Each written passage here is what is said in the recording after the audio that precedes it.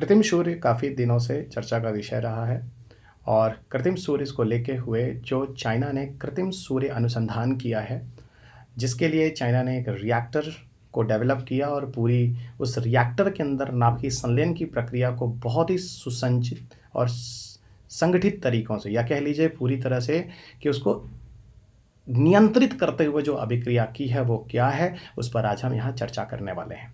तो आज का टॉपिक है कृत्रिम सूर्य, जहाँ पर ईस्ट का अर्थ है प्रायोगिक उन्नत सुपर कंडक्टिंग टोकामाक। इसके बारे में हम यहाँ पर अध्ययन करेंगे।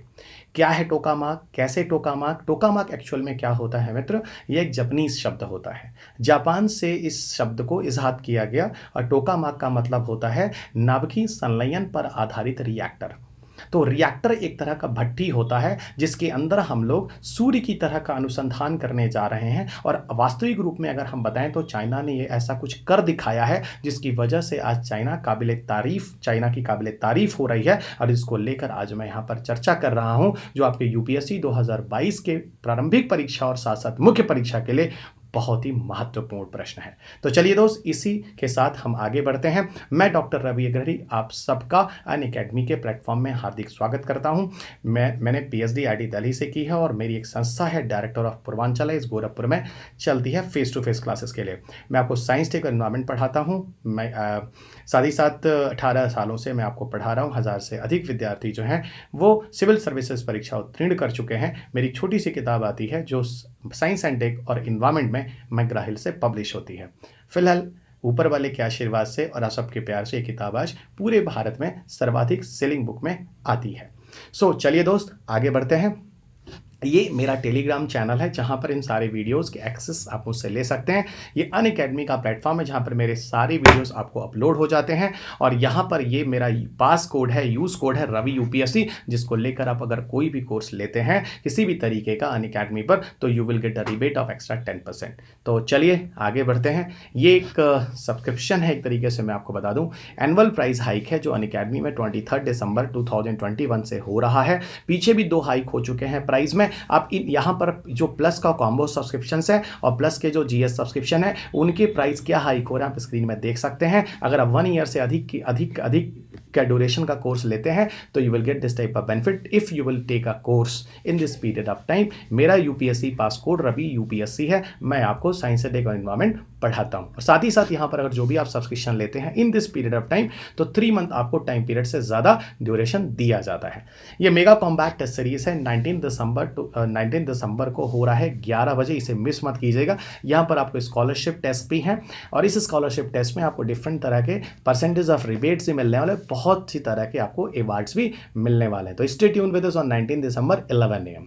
अब हम बात करते हैं विज्ञान प्रौद्योगिकी में कृत्रिम सूर्य क्या है। तो मैं आपको बताऊं कि कृत्रिम सूर्य पूरी तरह से नाभिकीय संलयन पर आधारित एक अभिक्रिया है।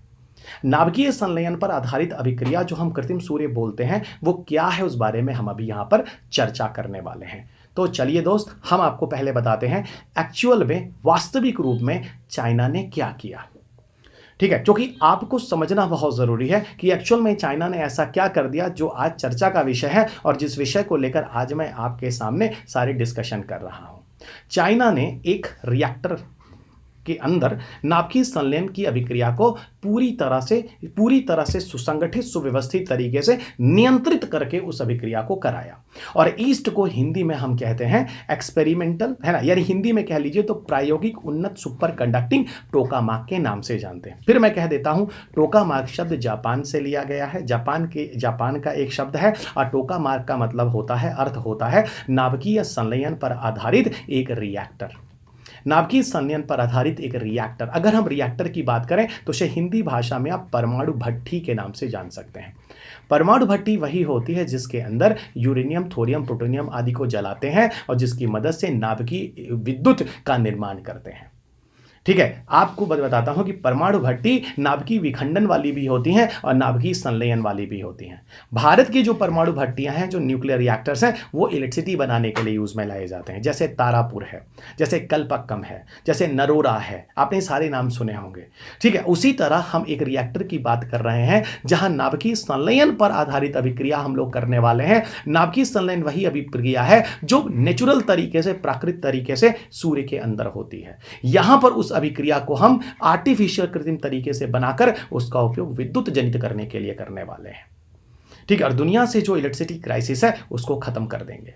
आज जब हम इलेक्ट्रिसिटी निर्माण का कार्य करते हैं तो इलेक्ट्रिसिटी निर्माण के कार्य करने के लिए हम किसका उपयोग करते हैं? भारत में ही नहीं किंतु विश्व में, मैं आपको बताऊं अपितु विश्व में भी कोयले का प्रयोग किया जाता है और पूरी दुनिया में लगभग 60% विद्युत का निर्माण मित्र कोयले से होता है लगभग। और भारत में भी लगभग 58%, लगभग वक्त जरूर लगा दीजिए, प्लस माइनस थोड़ा बहुत होता है तो सही होता है, कोयले से ही होता है। लेकिन कोयले जैसी चीज़ों को जलाने से जब विद्युत बनती है तो वहाँ पर बहुत सारे प्रदूषण होते हैं। CO2 निकलता है, SO2 निकलता है, नॉक्स निकलता है। ये क्वेश्चन 2011 के PT में IAS में पूछा भी जा चुका है और इसके अतिरिक्त अन्य गैसें भी निकलती हैं।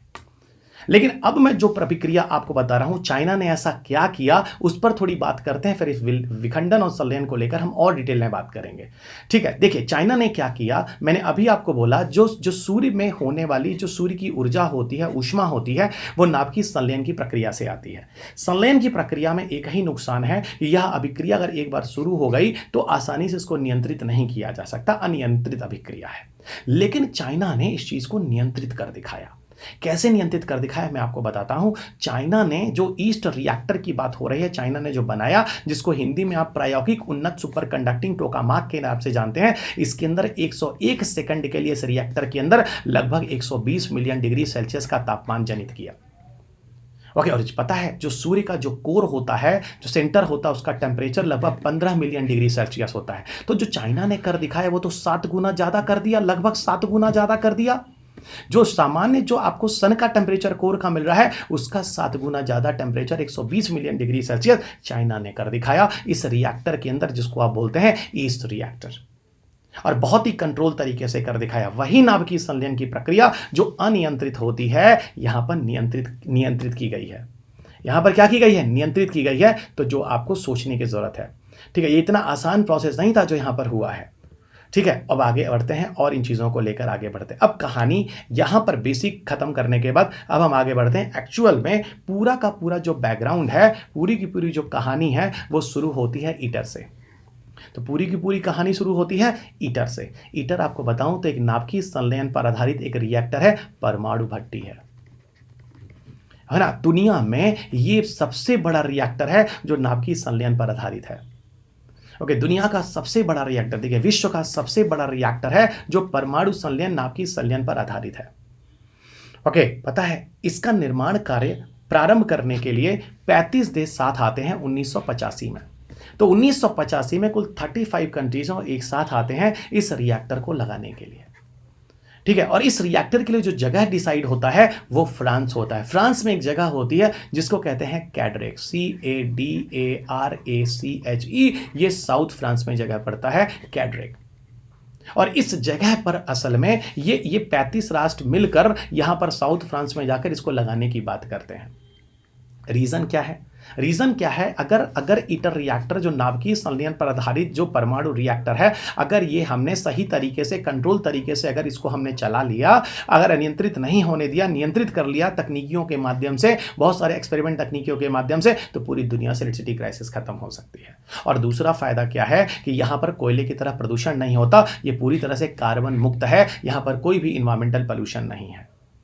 ठीक है, दुनिया का यह सबसे बड़ा टोकामाक यानी नाभिकीय संलयन पर आधारित रिएक्टर है जिसका निर्माण कार्य हो रहा है। अब सुनिएगा, ईटर के अंदर होता क्या है, मैंने अभी आपको बोला यहां पर पूरी तरह से परमाणु जो नाभिकीय संलयन है उस पर आधारित अभिक्रिया करानी है। जैसे सूर्य की रोशनी, तारों की रोशनी, सूर्य एक तरह का तारा है, सबको पता है। तो सूर्य के अंदर भी नाभिकीय संलयन नहीं होता। अभी मैंने आपको बोला जो नेचुरल सनलाइट पृथ्वी की तरफ आती है, जो हीट आती है, वो पूरी तरह से नाभिकीय संलयन पर आधारित होती है। ईटर एक लंबे समय तक संलयन बनाए रखने वाला प्रक्रिया है। और यहां पर अगर हम इसके अंदर अगर हम रिएक्शन को कंट्रोल कर सकते हैं तो यहां पर आपको बताऊं अनंत ऊष्मा का निर्माण कर सकते हैं। विदाउट एनी कार्बन पॉल्यूशन हुए अनंत ऊष्मा का निर्माण कर सकते हैं। और वही ऊष्मा आप कोयला से जलाते थे तो पॉल्यूशन होता था, यहां अनंत ऊष्मा से आप अनंत विद्युत बना सकते हैं और पूरी दुनिया को विद्युत क्राइसिस से की समस्या से उबार सकते हैं। ठीक है, और इसका आप बताएं तो इस बिजली को आप कमर्शलाइज करके बेचकर और पैसे भी कमा सकते हैं। अब आपको मैं बताता हूं ईटर के लिए वैसे तो शुरुआत में 1985 में 35 कंट्री आते हैं, लेकिन वास्तविक रूप में ईटर को तेजी से लाने के लिए, ईटर को चलाने के लिए 2007-6 में एक मीटिंग होती है। ये मीटिंग होती है पेरिस में, एल्से पैलेस एक जगह होती है, वहां पर मीटिंग होती है जिसमें 7 कंट्री आपस में मिलकर आते हैं। चाइना, यूरोपीय संघ, उसमें भारत भी होता है, जापान, दक्षिण कोरिया, रूस, संयुक्त राज्य अमेरिका, ये 7 कंट्री मिलकर काम करने की बात करते हैं। किस तरह की काम करने की बात करते हैं? फाइनेंशियल हेल्प की बात करते हैं। जो फंडिंग खर्च होगा उसमें ये लोग कंट्रीब्यूट करेंगे, और सबसे ज्यादा फंडिंग यहां पर यूरोपीय संघ देने की बात करता है कि पूरे खर्चे का 40% खर्चा मैं अपने पास से उठाऊंगा। बाकी rest of the 6 country, total 7 है, यूरोपीय संघ एक अलग हो गया, बाकी रेस्ट ऑफ द 6 कंट्रीज में 10% ईच, तो भारत जो होगा वो 10% खर्चा करेगा पूरे के पूरे ईटर रिएक्टर में। सिर्फ पैसा ही खर्च नहीं करना है, वैज्ञानिक भी लगेंगे। सिर्फ पैसा और वैज्ञानिक ही नहीं होना है, यहां पर बहुत सारे अनुसंधान भी होने, और ये अनुसंधान हर कंट्री अपनी अपनी जगह पर करेगा, और उसके बाद जो चीजें हम हर कंट्री में अलग अलग जगह बनेंगे वो ले जाकर अंत में ईटर जो फाइनल जो लगना है कैड्रेक साउथ फ्रांस में, वहां जाकर वो रिएक्शन कंट्रोल तरीके से 2035 तक सफल बनाने की कोशिश की जाएगी। असल में उसी ईटर एक्सपेरिमेंट का जो एक्सपेरिमेंट है एक पार्ट ईस्ट है। अब आप समझ रहे होंगे कि चाइना में कुछ ऐसा बहुत वो नहीं हुआ है। मैं आपको बताऊं, चाइना में एक टोकामाक है, एक न्यूक्लियर फ्यूजन या नाभिकीय संलयन पर आधारित एक रिएक्टर है जिसको यहां पर सक्सेसफुली बनाया गया। आपको पूरा बताऊं तो चाइना में कुल 3 प्रमुख घरेलू टोकामाक हैं जो चल रहे हैं, उसमें से ईस्ट एक और है, तो 3 में से एक आपका ईस्ट हो गया जिसका प्रयोग अभी हाल ही में चाइना ने किया है। Got it. और आगे बढ़ते हैं। अब देखिए नाभिकीय संलयन असल में है क्या। देखिए नाभिकीय संलयन क्या है, आपको मैं बताऊं कि 2 तरह की प्रक्रियाएं एक्चुअल में होती हैं जब नाभिकीय ऊर्जा की बात होती है, परमाणु ऊर्जा की बात होती है। उसमें एक आता है नाभिकीय विखंडन, और दूसरा आता है जो आप स्क्रीन पे देख सकते हैं, नाभिकीय संलयन।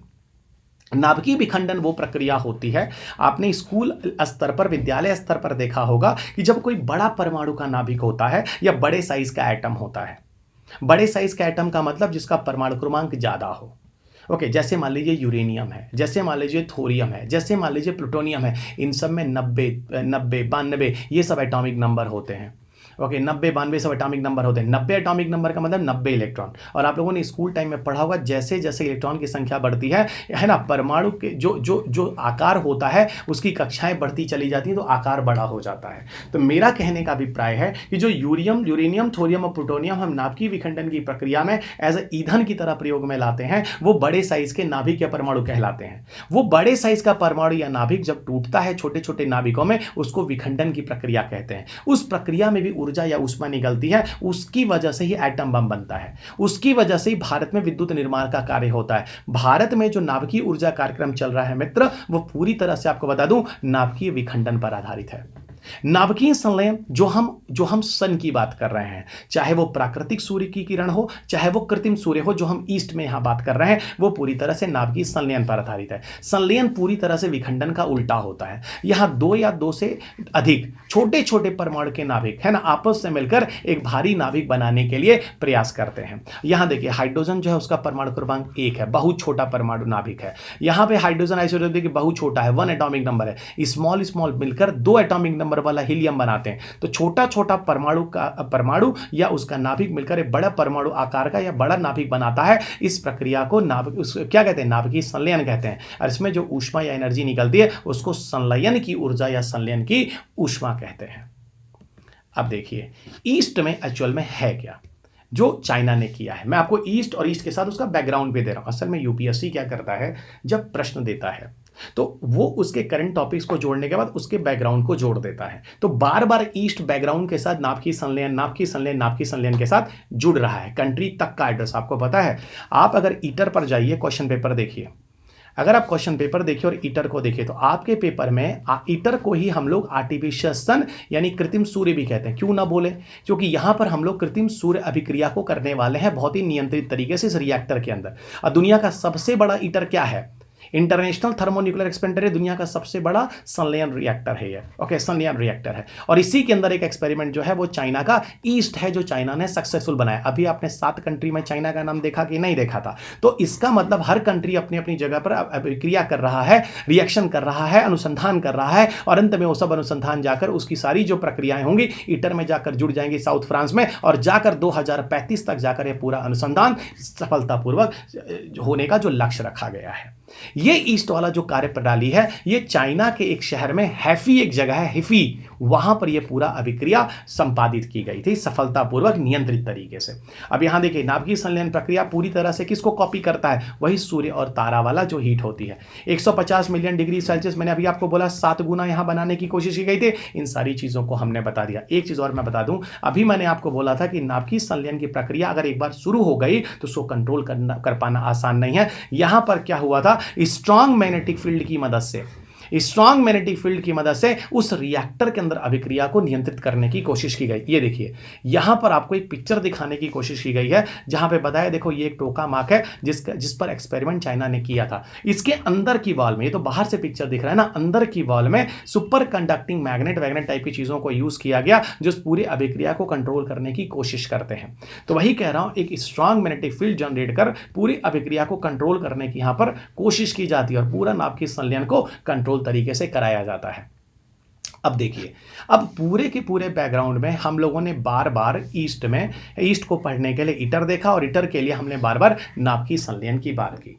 अब मैं यहीं पर आपको बता दूं नाभिकीय विखंडन नाभिकीय संलयन में फिर होता क्या है। नाभिकीय विखंडन क्या होता है? भारत में जो परमाणु नाभिकीय ऊर्जा कार्यक्रम चल रहा है जो भाभा ने बनाया था 3 चरण वाला, आप क्लास जब सुनेंगे तो उसमें आपको और डिटेल में पढ़ाऊंगा। यहां मैं आपको करंट के टॉपिक से जोड़ रहा हूं। तो वहां पर मैंने आपको बोला था कि भारत का जो परमाणु नाभिकीय ऊर्जा कार्यक्रम है या जो परमाणु बम है, ये सारी की सारी चीजें नाभिकीय विखंडन पर आधारित होती हैं। नाभिकीय विखंडन अभी मैंने बोला था जहां पर यूरेनियम टाइप के जो बड़े परमाणु के नाभिक होते हैं, इनका एटॉमिक नंबर इलेक्ट्रॉन बहुत होता है, वो न्यूट्रॉन के प्रेजेंस में तोड़ते हैं। जब टूटते हैं तो बेरियम बनाते हैं, जब टूटते हैं तो वो क्रिप्टॉन बनाते हैं, जब टूटते हैं तो वो है ना 56 30 से एटॉमिक नंबर 3 न्यूट्रॉन निकलता है और प्लस यहां पर हीट या एनर्जी निकलती है। ठीक है, ऊष्मा या ऊर्जा निकलती है। लेकिन ऊष्मा ऊर्जा के साथ ही यहां पर आपको बताऊं नाभिकीय अवशिष्ट भी निकलते हैं जिसे आप न्यूक्लियर वेस्ट कहते हैं। इन न्यूक्लियर वेस्ट में रेडियोधर्मी तत्व होते हैं जो बहुत खतरनाक होते हैं, इसीलिए इन न्यूक्लियर वेस्ट की रिसाइकलिंग करनी जरूरी होती है। आप इनको कहीं डंप नहीं कर सकते हैं। और भारत में रीप्रोसेसिंग प्लांट होता है ऐसी जगह जहां पर हम न्यूक्लियर वेस्ट को ले जाकर उसको अपघटित कर उस स्तर तक लाते हैं जहां तक वो उतना खतरनाक नहीं रह जाता है। ये विखंडन है और इस प्रक्रिया में आपको एटम बम बन जाता है, भारत का नाभिकीय ऊर्जा कार्यक्रम हो जाता है, इलेक्ट्रिसिटी बन जाती है। ये पूरा का पूरा नाभिकीय संलयन पे कुछ अभिक्रियाएं भारत में चल रही हैं, जैसे नेशनल प्लाज्मा रिसर्च इंस्टीट्यूट अब अहमदाबाद में देखिए, बार्क में भी कुछ एक्सपेरिमेंट है नाभिकीय संलयन में चल रहा है। लेकिन बड़े लेवल पर भारत में भारत में नाभिकीय संलयन एक्सपेरिमेंट नहीं चल रहा है क्योंकि ये काफी खतरनाक है। बट स्टिल इंडिया में नाभिकीय संलयन एक्सपेरिमेंट छोटे मोटे चल रहे हैं बार्क सेंटर्स पे। देखिए, तो नाभिकीय विखंडन में क्या हुआ? नाभिकीय विखंडन में भारी नाभिक जहां एटॉमिक नंबर बहुत ज्यादा है 92 वो छोटे छोटे नाभिकों में टूटता है। ये अभिक्रिया एक चेन रिएक्शन है, पहले 1 टूटा, फिर 3 टूटा, फिर 9 टूटा, यानी अभिक्रिया धीरे धीरे ऊर्जा बढ़ने लगती है। यहां पर भारी नाभिक पर न्यूट्रॉन की, देखिए न्यूट्रॉन जब डाला गया यूरेनियम पर तब टूटा, न्यूट्रॉन की बम्बार्डिंग से होती है। यहां पर विखंडन की प्रक्रिया को नियंत्रित करने के लिए ऊंची तंत्र मौजूद है। मैंने अभी आपको बोला था संलयन को नियंत्रित कर पाना आसान नहीं है पर विखंडन को नियंत्रित कर पाना आसान है। इसीलिए भारत का नाभिकीय ऊर्जा कार्यक्रम विखंडन पर आधारित है। जब चाहें तब हम यूरेनियम के ब्रेकडाउन को तोड़ दें इलेक्ट्रिसिटी बनाने के लिए। ठीक है, दूसरा देखेगा यहां पर, लेकिन एक चीज है कि परमाणु अवशिष्ट उत्पन्न होते हैं। अभी देखिए मैंने बोला था न्यूक्लियर वेस्ट निकलते हैं, है ना, नाभिकीय अवशिष्ट निकलते हैं। इन नाभिकीय अवशिष्ट को हमको कहां ले जाना होता है? रीप्रोसेसिंग प्लांट में उसको अपघटित करने के लिए। तीसरी चीज, इसका कच्चा माल जो होता है आसानी से उपलब्ध है, क्योंकि नाभिकीय विखंड में हमको चाहिए होता है यूरेनियम, थोरियम, प्लूटोनियम, ये सब जरूरी होता है। और हमको आप बताइएगा दुनिया में सबसे ज्यादा थोरियम कहां मिलता है? यूट्यूब में, जहां पर ये वीडियो अपलोड हो रहा है उसके नीचे कमेंट बॉक्स में। ठीक है, और तीसरी चीज होता है कि यह थोड़ा जो यूरेनियम है ये थोड़ा महंगा है, आसानी से उपलब्ध नहीं हो जाता है। और बहुत सारे अलग लोचे हैं, आपको कभी बताऊंगा जब मैं आपको न्यूक्लियर सप्लायर ग्रुप के बारे में बात करूंगा, नाभिकीय आपूर्ति समूह के बारे में। वहीं दूसरी तरफ जब आप नाभिकीय संलयन की बात करेंगे, ये छोटे छोटे नाभिकों के मूवमेंट जैसे 1s2 है 1s2 है, ये फ्यूज होने के बाद अभी मैंने आपको पीछे दिखाया था, ये 2 हीलियम बनाता है और हीट या एनर्जी मिलती है, और यहाँ कोई नाभिकीय अवशिष्ट नहीं निकलता है। यह श्रृंखलाबद्ध अभिक्रिया नहीं है, चेन रिएक्शन नहीं है, ठीक है। यह नाभिकों को अत्यधिक उच्च तापमान पर गर्म किया जाता है, यानी कहने का मतलब है जब हाइड्रोजन के आइसोटोप होते हैं तो उनको तापमान देकर उनको फ्यूज कराया जाता है। यानी हाइड्रोजन को फ्यूज कराने के लिए यहां पर तापमान की जरूरत होती है, हीट या टेम्परेचर की जरूरत होती है, तब जाके यहां हीट और एनर्जी निकलता है। यानी कहने का अभिप्राय है कि एक हाइड्रोजन को लीजिए, फ्यूज करा दीजिए, और फ्यूज कराने के बाद इनको एनर्जी देनी। अरे भाई, स्कूल टाइम में जब हम लोग पाठशाला में पढ़ते थे तो गुरुजी लोग क्या करते थे, गुरुजी लोग गांव देहात में पिटाई करने के लिए उनके पास जब कुछ ना हो तो क्या करते थे, एक बच्चे का सर पकड़ते थे, दूसरे बच्चे का सर पकड़ते थे, पकड़ने के बाद उन दोनों को भिड़ा देते थे। तो भिड़ाते थे तो गुरुजी हम लोग क्या करते थे, एनर्जी लगाते थे, इनपुट ऊर्जा लगाते थे। तो जब इनपुट ऊर्जा लगती थी तो उसके बाद जो आउटपुट ऊर्जा निकलती थी वो कमाल की होती थी। एग्जैक्टली नाभिकीय संलयन में ऐसा ही होता है, इनपुट ऊर्जा लगाने के बाद आउटपुट ऊर्जा बनती है, और वहां पर जाकर पूरा का पूरा हीट और टेम्परेचर बनता है, उसको हम लोग यूज करते हैं। क्लियर। इसको सिर्फ प्रॉब्लम यह है कि नियंत्रित करने के लिए उचित तंत्र मौजूद नहीं है, यानी इसको कंट्रोल कर पाना आसान नहीं है। यहां पर न्यूक्लियर वेस्ट नहीं बनते हैं तो यहां पर दिक्कत नहीं है। इसका कच्चा माल हाइड्रोजन वगैरह है, आसानी से उपलब्ध है और आसानी से सस्ता है, लेकिन इस अभिक्रिया को कंट्रोल कर पाना आसान नहीं है। तो आपके पेपर में बिल्कुल यह हो सकता है कि वो ईस्ट को, ईटर को नाभिकीय विखंडन, नाभिकीय संलयन के साथ जोड़कर क्वेश्चन पूछ सकता है, तो उसको ध्यान रखिए। यहां देखिए कुछ इक्वेशन देकर समझाने की कोशिश की गई है। क्या समझाने की कोशिश की गई? यूरेनियम को न्यूट्रॉन तोड़ रहा है, सीजियम रुबिडियम आइसोटोप में हीट एनर्जी निकल रही है, बहुत सारा न्यूट्रॉन निकल रहा है। यहां हाइड्रोजन का आइसोटोप है 1s2 ड्यूट्रियम एंड 1s3 ट्राइट्रियम, ये फ्यूज हो रहा है ना, इनपुट एनर्जी में। फ्यूज होने के बाद हीलियम एनर्जी और न्यूट्रॉन और बन रहा है, यही हीटर एनर्जी है जिससे हम लोग इलेक्ट्रिसिटी बनाएंगे, या यही चीज है जो कि सन के अंदर भी मौजूद है, तारों के अंदर भी मौजूद है, जिसकी रोशनी पृथ्वी तक आ रही है। लास्ट में एक बात और बता दूं कि इतना नाभिकीय संलयन हम लोग क्यों कर रहे हैं, इतना खतरा है, इतनी समस्या है, फिर भी नाभिकीय संलयन के पीछे क्यों पड़े हैं। चाइना ने जो ईस्ट का काम किया वो पूरी तरह से कंफर्म आ गया कि अरे सबका बाप जो है वो ईटर है, सबका बाप जो है वो ईटर है, यानी सब कुछ कहानी तो ईटर की है। वो तो ईटर के अंदर होने वाला एक अनुसंधान है, और वो सातों कंट्री जो ईटर के मेन कंट्री मेंबर हैं, भारत भी, वो सब अपने कंट्री में कुछ ना कुछ, अपने प्रयोगशालाओं में कुछ ना कुछ चीजें बना रहे हैं। उसी में से चाइना ने भी कुछ ईस्ट वाला काम किया है, ठीक है। अब देखिएगा नाभिकीय संलयन क्यों जरूरी है। पहला आपको बोला कि यहां पर जब परमाणु विखंडन या नाभिकीय विखंडन होता है तो यहां नाभिकीय अवशिष्ट नहीं बनते हैं, रेडियोधर्मी तत्व नहीं होते हैं, तो यहां पर किसी तरह का नुकसान नहीं है, उनको ले जाकर रिप्रोसेसिंग, रिसाइकलिंग करने की जरूरत नहीं पड़ती है, ठीक है। मतलब नाभिकीय संलयन में। लेकिन वहीं नाभिकीय विखंडन में देखिए, नाभिकीय विखंडन में अच्छा खासा परमाणु अवशिष्ट है, उस चीजों को देखिए 3-3 बार रिपीट हो रहा है। दूसरी तरफ देखिए कि नाभिकीय संलयन जो है वहां पर आपको एक बात बताता हूं, यहां भले ही कम लागत हो, उचित ऊर्जा बनती हो, है ना, ये सारा भी बेनिफिट है, और साथ ही साथ यहां इनफाइनाइट ऊर्जा तो मिलती है, और पूरी तरह से क्या है, इन्वायरमेंटल फ्रेंडली है। यहां CO2 O2 कार्बन एमिशन नहीं होता है। अब देखिए, अभी तक आपके पास जो विकल्प है वो कोयला है, ठीक है, नवीकरणीय ऊर्जा है। कोयला के साथ क्या है, कोयला से मैं मानता हूं आपकी इलेक्ट्रिसिटी जनरेशन पूरी हो जाएगी, आपकी इलेक्ट्रिसिटी की रिक्वायरमेंट पूरी हो जाएगी, लेकिन कोयले के साथ नुकसान क्या है, मैसिव इन्वायरमेंटल पोल्यूशन, और अंतर्राष्ट्रीय दबाव कितना है। कार्बन न्यूट्रल की बात कर रहे हैं, जीरो एमिशन की बात कर रहे हैं, फिर से हम स्थिरता पर जाने की बात कर रहे हैं, इंडस्ट्रियलाइजेशन के पहले के कार्बन स्तर पे पहुंचने की बात कर रहे हैं। ये बताइए, कोयले से अगर आप करेंगे, इलेक्ट्रिसिटी बनाएंगे, इलेक्ट्रिसिटी भी जरूरी है, हमारा ग्रोथ जरूरी है, डेवलपमेंट जरूरी है, हमारी इकोनॉमी का ग्रोथ कैसे होगा, हमारा इंफ्रास्ट्रक्चर कैसे बनेगा अगर इलेक्ट्रिसिटी ही ना रही तो क्यों ना हम विकल्प की तरफ जाएं। तो विकल्प में एक मिलता है नवीकरणीय ऊर्जा, सोलर, विंड। ये बताओ, सोलर और विंड आपका क्या इंडस्ट्री संभाल पाएगा? कभी नहीं। सोलर, विंड, ये सब जियोथर्मल आपकी बेसिक रिक्वायरमेंट पूरा कर पाएगा, पर इंफ्रास्ट्रक्चर और इंडस्ट्री नहीं, जीडीपी यूडीपी नहीं। तो आपको एक विकल्प आपको मिलता है नाभिकीय ऊर्जा। तो नाभिकीय ऊर्जा में भी अगर जब हम यूरेनियम की तरफ जाते हैं तो वहां नाभिकीय अवशिष्ट है, वहां कुछ समस्या है, और नाभिकीय संलयन की तरफ जाते हैं वहां कुछ भी नहीं है, बस एक ही प्रॉब्लम है, उस रिएक्शन को कंट्रोल कर लो बस। अब देखिए मैंने आपको निष्कर्ष में सबको लेकर जोड़कर एक कंक्लूजन कर दिया। और यूपीएससी का जो विद्यार्थी होता है उसको इन चीज़ों को समझकर तब सूझबूझ और समझ के साथ उत्तर लिखना होता है। ये सारी भूमिका, सारा बैकग्राउंड आपको समझना होता है। मेरे वीडियो में कंटेंट भले ही 5 मिनट का हो, लेकिन उसका बैकग्राउंड, उसका कंसेप्ट वो करते करते लंबा हो जाता है। ठीक है, तो बिल्कुल मेरे साथ जल्दीबाजी में ना रहें, चीज़ों को सुसंगठित, सुव्यवस्थित और क्रमबद्ध तरीके से पढ़िए। विज्ञान की परिभाषा भी यही है। विज्ञान को कैसे डिफाइन किया जाता है? विज्ञान की परिभाषा, किसी भी सुसंगठित, सुव्यवस्थित और क्रमबद्ध ज्ञान को विज्ञान कहते हैं। तो सुसंगठित, सुव्यवस्थित और क्रमबद्ध चलने दीजिए। खत्म हो गई क्लास। अब मैं आपको लास्ट टाइम बता देता हूं कि अनअकैडमी की तरफ से आपको फ्री टेस्ट सीरीजेस भी मिल रही हैं। आप अगर अपनी तैयारी को इवैल्यूएट करना चाहते हैं कि आपका स्तर क्या है, तो आप यहां पर इनरोल कर लीजिए। ठीक है, और ये मेरा पास कोड है, बेनिफिट ले लीजिए। यहां पर अब मैं आपको लास्ट में एक अनाउंसमेंट करने जा रहा हूं। अनाउंसमेंट सुन लीजिए। 21 दिसंबर से मेरा कोर्स लाइव हो रहा है। साइंस टेक अभी शुरुआत हो रही है, इसके बाद मैं आपको इन्वायरमेंट में भी मिलूंगा। और साइंस टेक और इन्वायरमेंट अगर दोनों को अच्छे से कर लीजिए मित्र, तो 30 से 35 क्वेश्चन आपके पेपर के यहीं से हो जाते हैं। और आपके पेपर की जो मेरिट है तकरीबन 45 से 46 क्वेश्चन आउट ऑफ 100 में जा रही है। ठीक है, 30 से 35 क्वेश्चन में से 20 plus everybody can solve after listening me. तो इस क्लास को सुनना ना भूलें। अनअकैडमी में मुझे सब्सक्राइब कर लें। ठीक है, और ये मेरा पासकोड है, एंजॉय कीजिए, जो भी छूट लेना है लीजिए। ठीक है, ये क्लासेस हैं जो ऑलरेडी स्टार्ट हो चुकी हैं 15 दिसंबर से, एनसीईआरटी प्लस एडवांस लेवल। ये 22 दिसंबर से अगला बैच स्टार्ट हो रहा है, जहां पर बहुत सारे महारथी हैं जो आपको एक मंच पे मिल जाएंगे।